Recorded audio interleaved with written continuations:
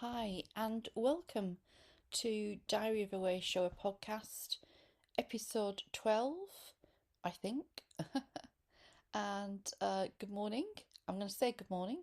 Could be good evening, could be good afternoon, but I'm recording this early in the morning, about 6 a.m.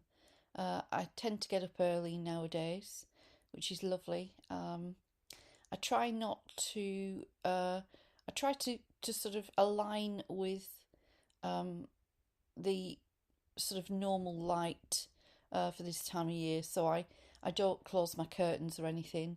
So I tend to wake up early because it's got light. I like to do that in summer, and then when it fully goes dark, go to bed. Um, and just like be in alignment with the seasons, really. So I tend to wake up at this time, even earlier sometimes. Sometimes it can be 5:30 and I'm wide awake, and then I just get up and sit and relax and journal, and you can get a lot done, can't you, early in the morning? Um, Especially when I'm on my own, so it doesn't really matter, but when my children were smaller, uh, or, they were proper children and not adults, live with me, you could get a lot done in the morning while they were still in bed. Those were the days, or not the days, so to speak. So I wanted to talk today about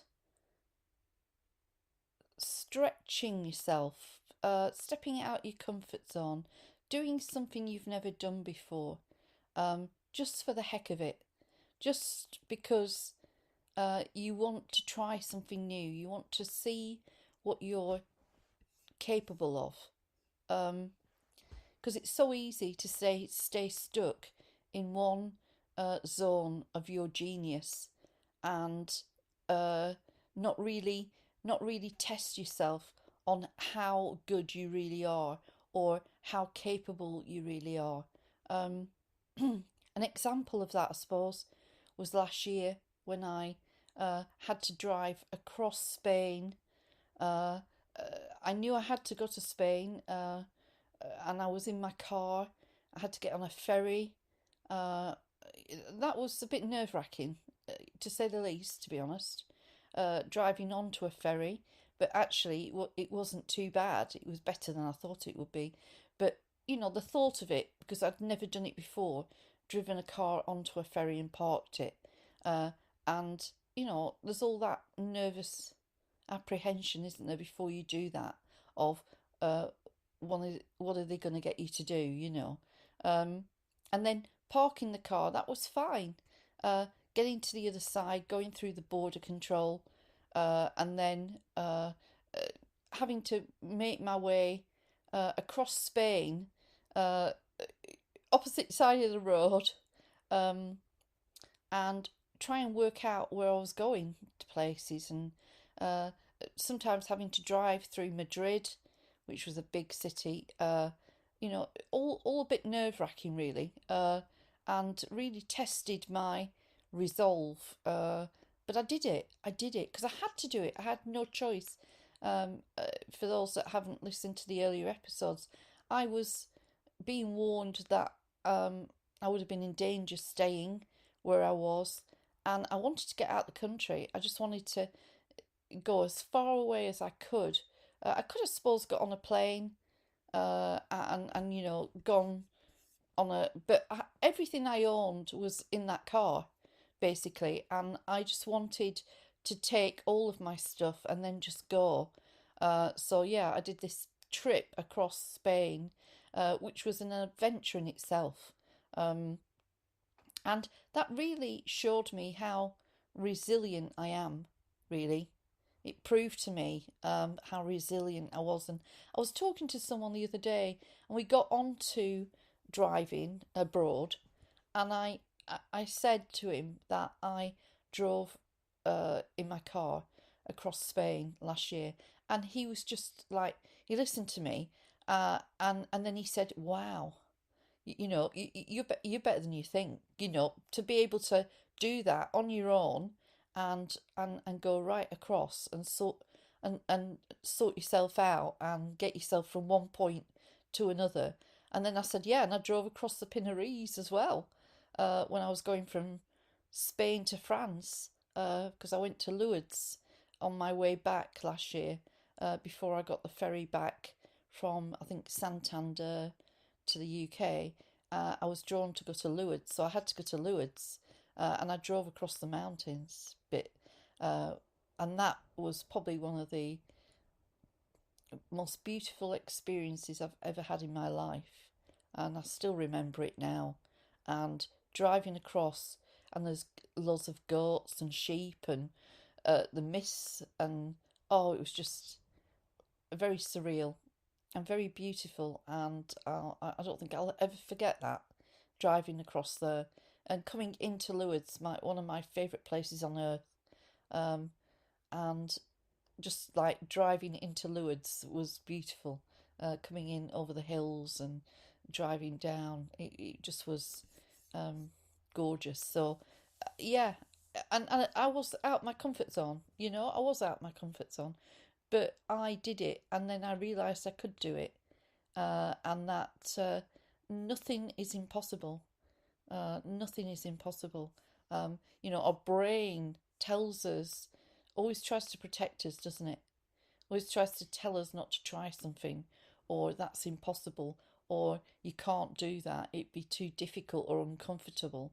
Um, and I really just wanted to dedicate today's episode to that and to say to you, you can do anything um, you want. You can do anything you desire um, if you'll put the effort in to do it and actually go past that hesitation and that tendency to think that it would be too difficult or too hard to try. And no matter what age you're at, I'm coming up 60 in September. In fact, I think there's a solar eclipse on my 60th birthday. I don't know if that's ominous or not. Um, but there's an actual eclipse on my birthday this year, on my 60th birthday. And of course, I'll be celebrating it with family.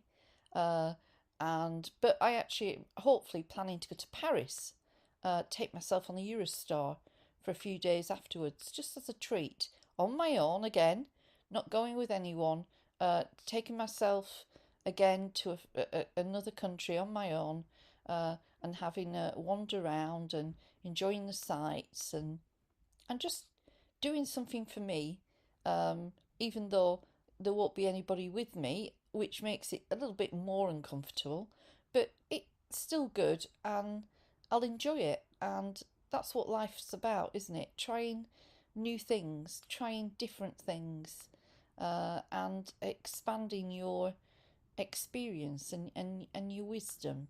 Um, I think it's very important that people um, make an effort to do that, or we become very stagnant and sort of we uh, don't stretch ourselves enough, if you know what I'm saying.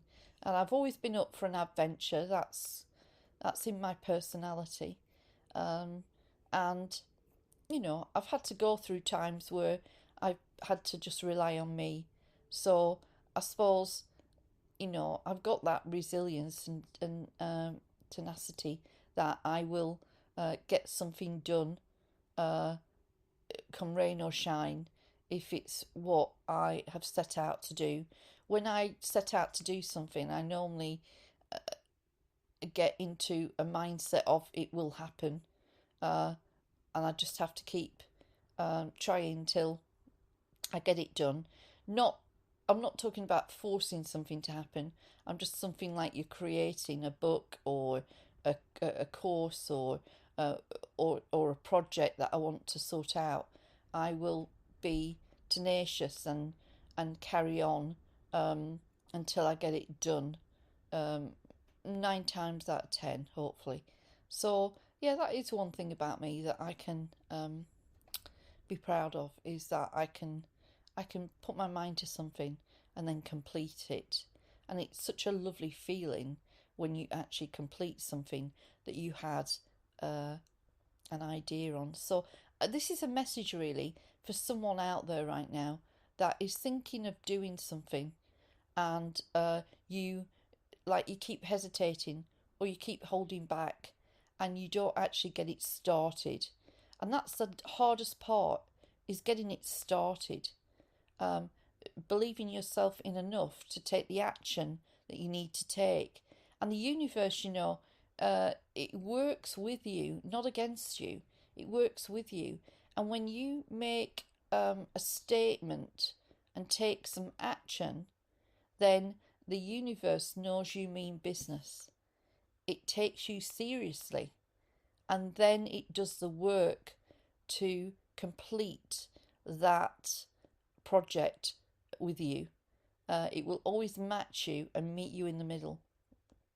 And as soon as you take action towards it in some positive way, then the universe goes to work, with that synchronicity to deliver that which you want to create, because you're a creator. From Mother, Father, God, and Source, we're all creators, and that's where we actually open up to the divine through our creative endeavours. And that's a little secret that they don't teach, that when you're in your creative self, you're in your creator self. So anything where you are using your natural talents and gifts. For me, I'm not a great drawer, artistic, but I can create grids, sacred geometry grids. I see an image in my mind. I go on, I only just use Canva at the minute, and I go and create that image. And, that is because I take action. I see the image and take action. It's very important you take action when you get an idea. And being creative, whether it's your writing or graphic design, or you're an artist, or you paint, or you're a good dancer, or you take dance lessons, or you've got a good voice, so you go to rock choir, or whatever it is, it's beautiful to use those gifts, because you were given those gifts for a reason, to use them. And that I always say, and I always feel in my heart, that those gifts are the key to your highest abundance and to your highest joy, bliss, and love for life, because they've been given to us by the divine. So, if you can imagine, can't you? If you're naturally gifted in certain areas, but you're not using those gifts, and you're stuck in a day job in an office and you hate it, you're gonna hate it. You're not using those gifts in service, because they have been given from the divine in service as well. Not to be subservient to others, but in how can I make the world a better place with the gifts and abilities I've got? How can I enrich the world? The world needs my contribution via those gifts. That's why you've got them. And I think that it's so easy, isn't it, to dumb ourselves down and to forget, especially if we've been on the rat run and we've been in normal, boring jobs, to forget that we have a whole set of gifts that we never even realised we had. I mean, I didn't realise I was good at writing. I didn't realise I could write books. I didn't realise I could public talk. And all of those things I didn't know. Not really. It was only when I left my last job ever, being employed by anyone, which was the NHS, in 2009, that I started to realise that I had these gifts that I didn't even know I had, not properly. And it was such a wonderful thing to go and discover them and to try them on for size. What can I do with this? I'm not saying it wasn't scary. It was. And I was pushed and pushed to start practicing, to start taking those gifts and using them. And you may be sat here now and there's a little voice in your head saying, "Who am I to do that?" Well, why wouldn't it be you if it's me? Um, that's the conditioning from our parents. That's the conditioning of your ancestors. I mean, my story is a bit complex in, what happened to me, but as a child and everything. But I do know, like, if I can remember what my mum, what she used to say, they were very, so boxed in. Um, would never believe that I was capable of writing a book or uh, da da da. Oh no, that's for other people that are more talented than us. We're just we have to be in servitude.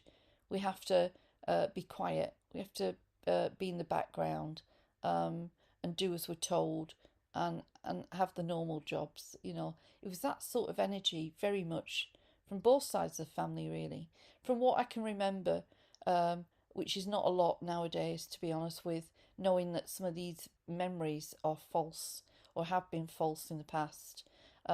So I don't take much credence now on what happened to me or what memories I'm holding regarding family life, because it feels to me like I was hardly I was hardly in the country most of the time as a child.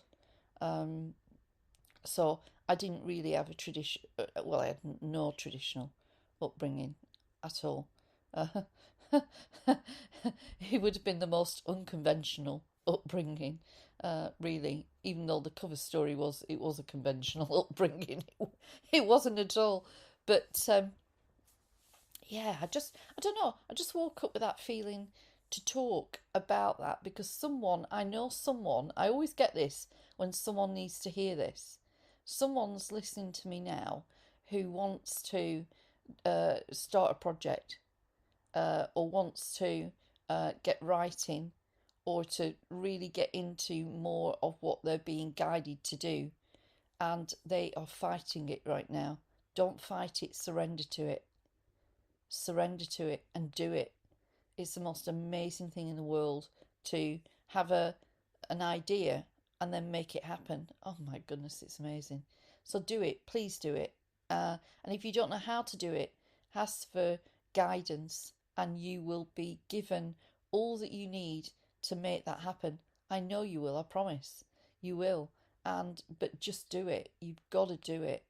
Um, it just is so amazing when you have got an idea and then you bring it into fruition and then you know you're capable of doing that. And the next time you do a similar project, you'll even be better at it than you were before. Because we never ever can get good at something unless we try it. Um, Me with the writing, I'd had many readings in the past, tarot readings and things like that. And they'd say to me, "Oh, you're going to write books." And I can remember one tarot reading where, um, when was that? That probably one of the last tarot readings I ever had. Um, and this was way back, where she looked at this like there was a floating shelf as such. She said, "I can see a whole shelf of books written with your name on." Uh, and I went, "Can you? Can you?" And I was like, oh, "No chance. What am I going to write about? I've no idea." That was pre, 2009. I had no idea I was going to wake up and then realise that I had spiritual wisdom and guidance to give, or that I could bring that down from my I am presence and monads and everything. I didn't know that. I had no idea. So she was right. She was spot on. She's true because, I've ended up writing 3 books, but I must admit, they're all ebooks. Well, no, the first one wasn't an ebook actually. That was a pretty rough book, really, in the fact that I didn't know what the hell I was doing. But I took that faith because I was pushed and pushed to do it. So I did it, and then I then wrote, I think, How to Be a Confident Intuitive Healer in 2017, and How to Be a Confident Spiritual Teacher in 2018. And I had planned to write How to Be a Confident Intuitive, but I never got round to writing that part of it. Things took over after that. That was actually when I went into fatigue, 2018, 2019, 2017, 2018. That's when I hit that road train really of um, adrenal fatigue and pernicious anemia, which was very much a side effect of the abuse and that secret of abuse that was running in my body, me not realizing I'd been abused, and then that coming out and developing into a physical illness, as it does when something is hidden or needs to be revealed, and there is inauthenticity, not from yourself, but in the fact that you don't know the real truth, but your body does, and it's screaming at you to listen. So even though I've got that under control, and that's fine now, but uh, that that was the last time I wrote a book. I've written courses with quite a lot of words, like 5,000 words and 10,000 words and 15,000, 20,000 words, but I've never put another book. I have started a book this year. I must admit, it's not been touched for a few weeks, as I've been really busy actually with my training courses and things. And putting my healer training back on as priority. And that was, that's the guidance I was receiving from my heart. And also, what do I love doing the most? Because there's many things I can do. And I love teaching about healing. So that, for me, is my heart just expands. And I'm so happy when I'm doing that, when I'm teaching. But I'm just helping people remember, really. I'm helping people remember. And I love that when people get light bulb moments, and or soaking it all up and loving it and getting their own downloads as they're listening to me. I love that. That's just makes it all worthwhile to me. So very much my academy now, my quantum plasma bridge, divine light technologies academy for healers, or healers academy, or I might even leave healers out. I really felt that needed to be prioritized, which I've done actually. But as a book, I need to get going with the book again, which I will do once I've got past the end of July, because I've got a retreat I'm running and I'm going to the Shine seminars. I will get that book back on. And I don't know, I'm trying to work out, there's two books here floating in front of me. There's two books.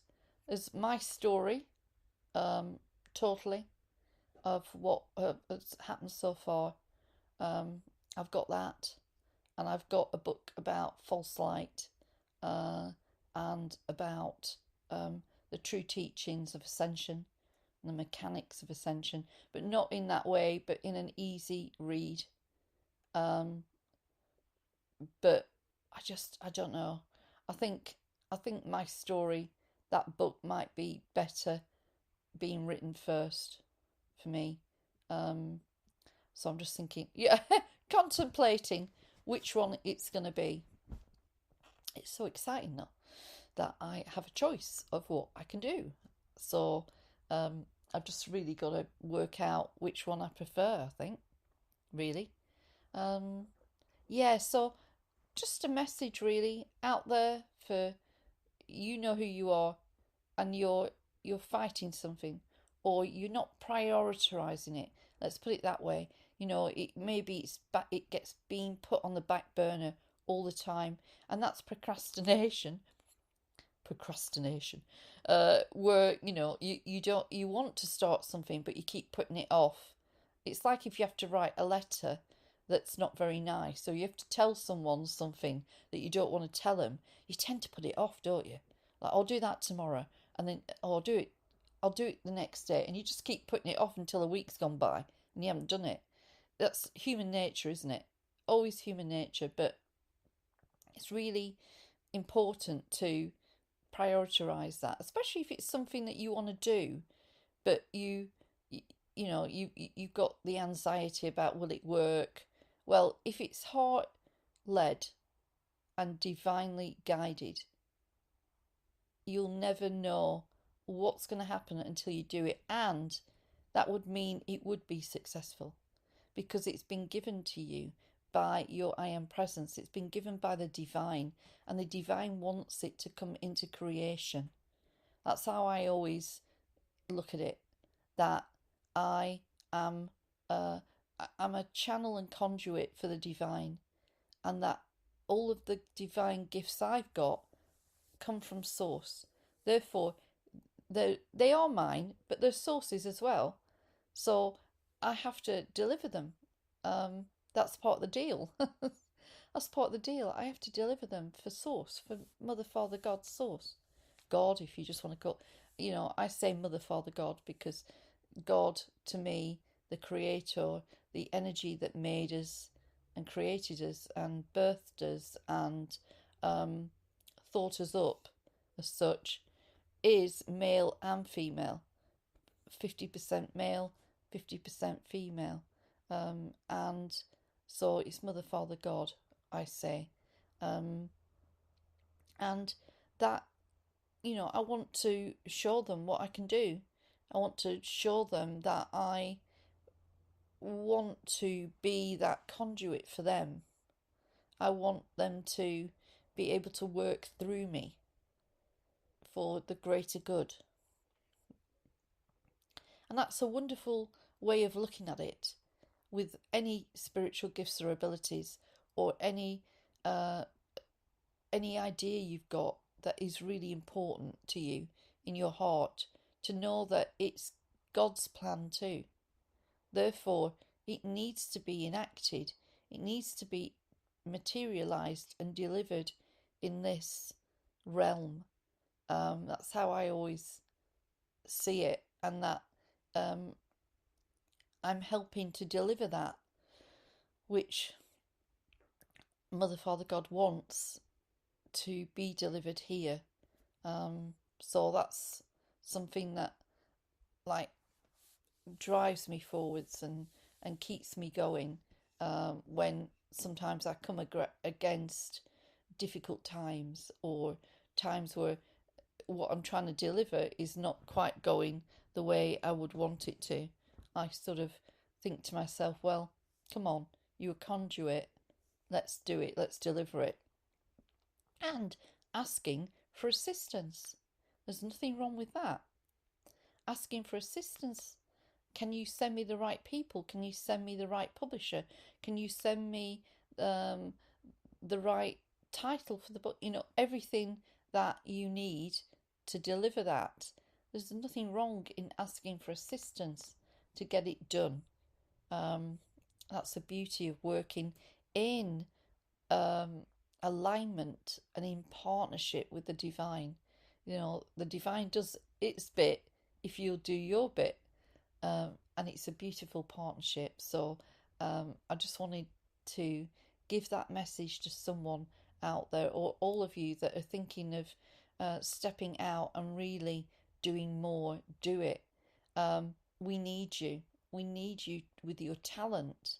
We need you to deliver your divine gifts, because that's how we get this world into a much better state and being. And my goodness, does it need that, as we know. And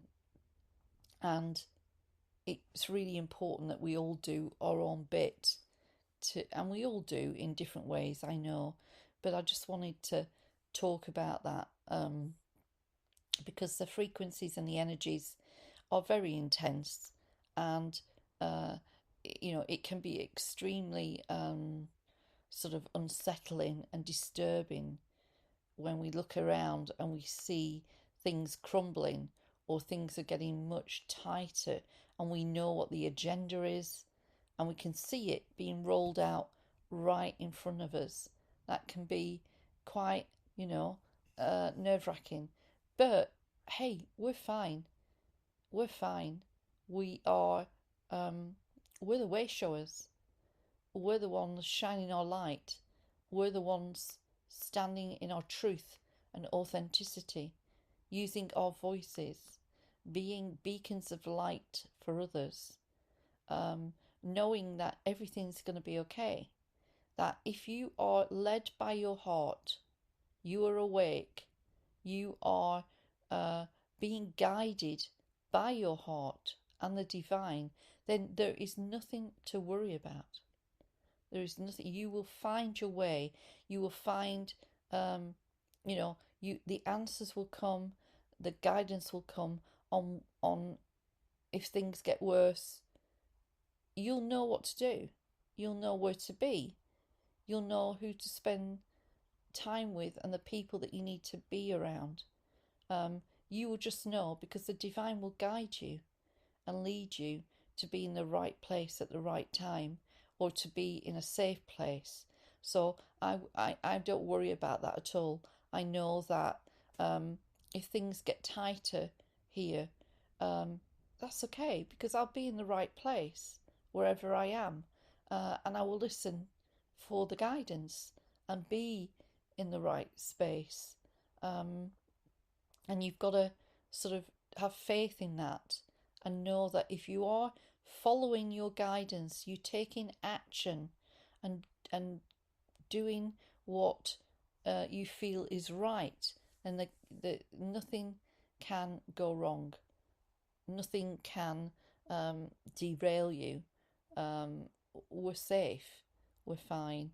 I just wanted to say that because I know a lot can be a little bit sort of shaken by things. Where any trouble would be, this is the raw truth. The only trouble there would be is if you're inauthentic and you are not in your truth. So if you are living a lie right now, or living in inauthenticity, what I mean by that is you're inauthentic to yourself. Not saying that you tell lies. I mean that you know that your heart's not in the relationship you're in right now, and you're treading water, and you think it's too difficult to make the change. That is being inauthentic to yourself and not true to yourself, and that's where you'll get tripped up. And I'm not, but I don't need to tell you to suck eggs, do it. You know what I'm saying. You will, that inauthenticity it gives you poor foundations. And the analogy I keep teaching when I'm in the academy and other, when I'm talking about building firm foundations for the ascension pathway, is we have to have really firm and solid foundations. We cannot build a bridge back to source on shaky foundations. So we have to be in solid and unshakable foundations of truth, authenticity, leading by your heart, and being in alignment with your heart. So, anything inauthentic which makes those foundations shaky is going to be thrown at you. It's going to be thrown at you to look at. Look at this. What are you going to do about it? I'm just and that has to happen. There's no way we can hack ascension. We can't hack ascension. We can't do any tricks to make it easier. We initiate ourselves. We initiate ourselves. We test ourselves to make sure that we are doing the things that we should be doing. We're not living a lie. We are raw and authentic, and that, we test ourselves. So anything that is inauthentic, anything which is not built on a true frequency, a truth frequency and vibration, will crumble and fall. It has to, in these frequencies and energies as you move forward. So you have to have your foundations absolutely correct, and looking at where you can change and tweak your life to make sure that you are in those firm foundations. That's what it's about. So, you know, it's I know it's not easy when you have to make a choice. You have to make a choice. God, do I know that feeling, as you know, when you have to make a choice that is so difficult that it's devastating to you, but you have to make it. Or you have to walk away from something because it's not serving you for your highest good anymore. Like I walked away from my job in 2009, and it was, it was good money, and I, as I say, could have gone on and on there. Saying that, I don't think I'd want to be working in a hospital right now, and especially, after what's happened last few years. My God, was I well out of it. So I'm so happy about that. But I had to leave at the time. I knew there was this deep, deep inner knowing that this wasn't for me anymore, and that actually it was pulling me down. It was pulling me down in energy, uh, and I had to leave. I just had to go, and I'm so glad I did. It was meant to happen. I was meant to leave. It was destined that I would leave. It was destiny, because I had to go and follow my destiny. I had to go and follow who I was really, who I was supposed to be on this planet, instead of thinking I was just Joe Bloggs in an NHS district general hospital, doing an extended role job, and thinking that I'd spend the rest of my life working there till I retired. You know, that that wasn't going to happen, was it? I was destined for better things. I was destined for my true soul work and what I came here on this planet to do. And where is your destiny? Where is your destiny? Where are you supposed to be? What are you supposed to do? You might not know that. I didn't know that when I left. I didn't know what I was going to be. I didn't know what was coming. I just knew I had to leave. That inner knowing just pulling me towards an unknown future, but knowing it was my destiny. My unknown last year of leaving everything, and not knowing where my future lied at all, in any shape or form, or what would happen to me.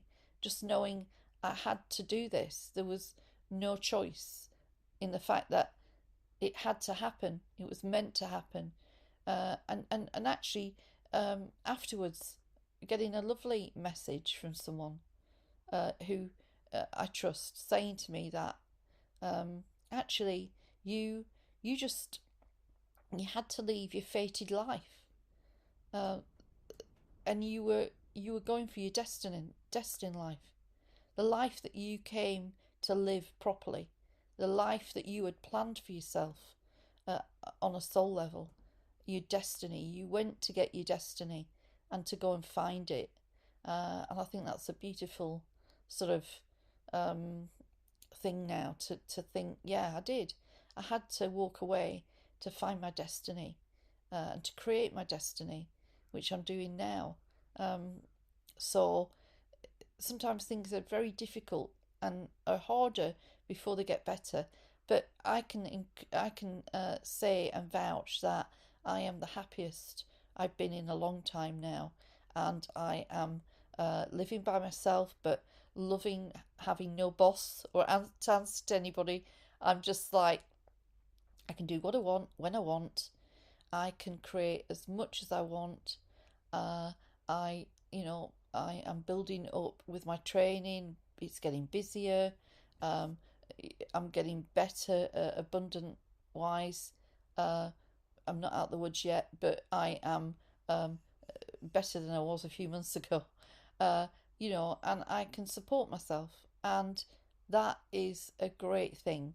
And knowing that I can create new projects and make new things and bring, hopefully, ease suffering and trauma to those that have been through SRA and mind control.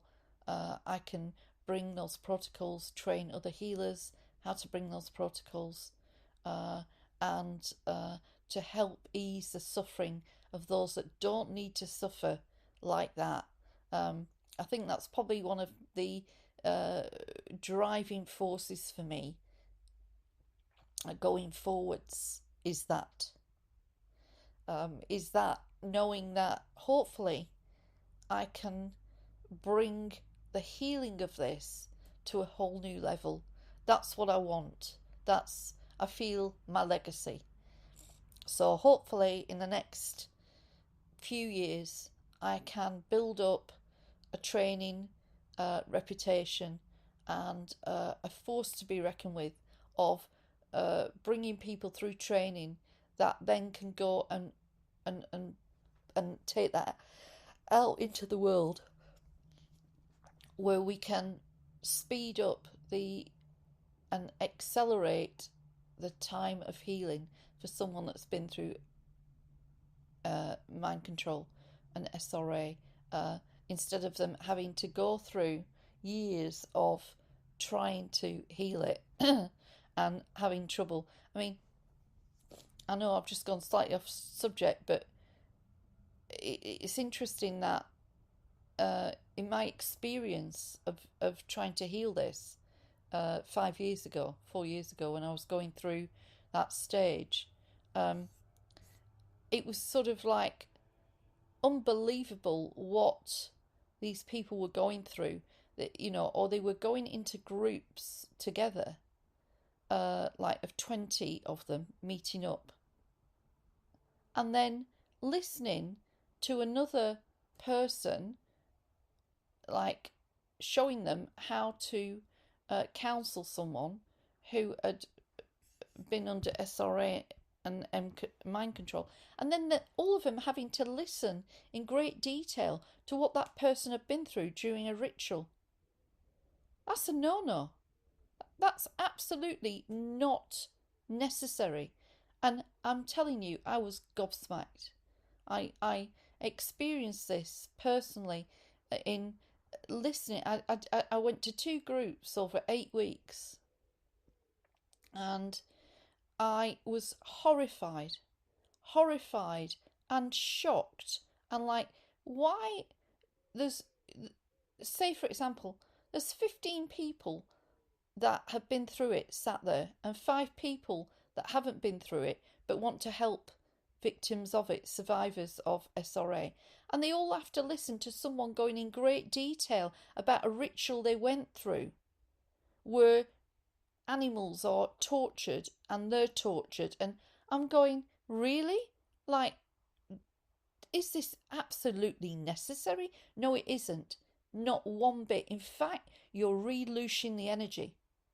You're re-looping it and re-looshing it and re-traumatizing every person that's listening. So it's not necessary. And I will put a warning out here, right? I'll put a warning out here.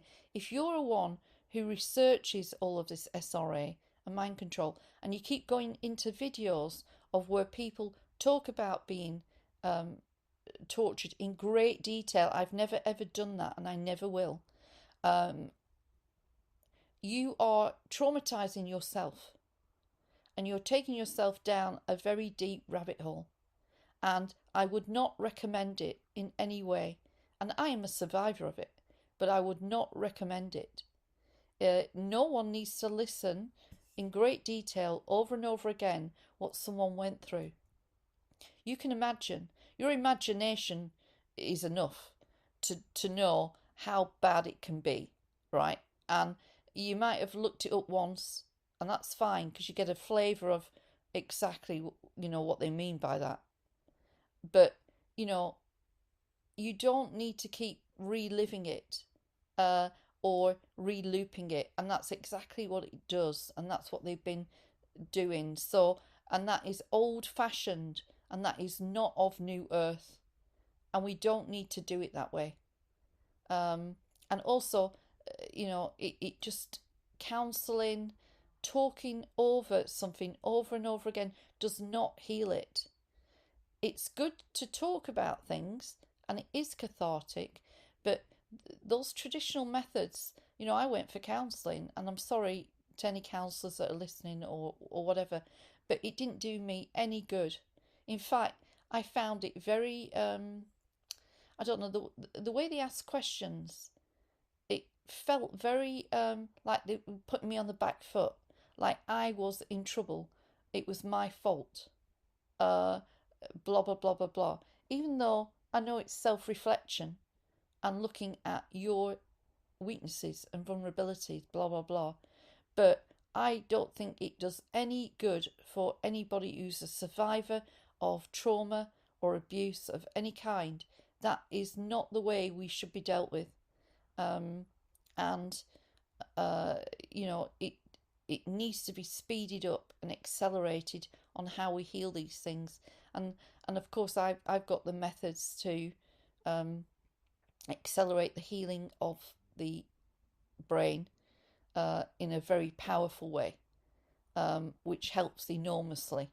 Um, Plus other things as well, the whole light body actually. But yeah, I know I've deviated a little bit there, but I just wanted to talk about that. That please don't research that too much for the truthers that share all this and whatever. There's only so much you can share about that, and also it traumatizes other people, and also if you get too, as I say, you get too embroiled, you keep looking at all the videos, or listening to people talking about their stories. Um, it's not a great energy to be bathing in, as you can imagine. Now, we're not gaslighting it, and we're not saying it didn't exist, and uh, that is totally different from when people say if you look at it, it makes it bigger, which is, I'm sorry, bullshit, right? That is a new age lover and lighter statement, and I do not align with that, and that is rubbish. It does not make it bigger. We look at something and we acknowledge it, we actually alchemize it, and we heal and transmute it. There's a difference between looking at something, acknowledging it, maybe drawing attention to it, and then moving on, than keep looking at it and get going into it deeply and then getting traumatized yourself. That's different.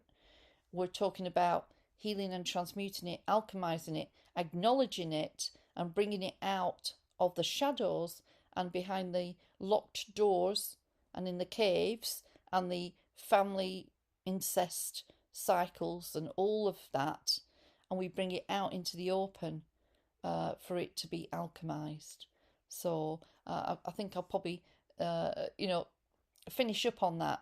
That's a very important part of this, and I'm very passionate about bringing those new healing protocols, and maybe try and get a conversation going with many that work in this field to sort of bring my take to it of what I feel is needed to change that, like how they work with survivors of it. There we go. So thank you for listening, and thank you for taking the time. So if you've got a project, something that you want to do, or you keep getting that inner knowing, or that idea keeps dropping in and it won't go away, for goodness sake, do something about it. Take the action. Take the action and get it done. Because your soul wants you to deliver that. and get it delivered. It's great fun, and step out your comfort zone and get going. It is so empowering to do that. And I'm sending you my love and support and encouragement to go and do something new this week. Yeah? Do something you've never done before. Go somewhere you've never gone before. Do something that would challenge you normally. I think that's a great sort of like challenge for you that I'm giving you. Do something you wouldn't normally do this week. Come out of your comfort zone. You will reap the rewards for doing it. So I'm sending you all my love. Thank you for listening. Until next time.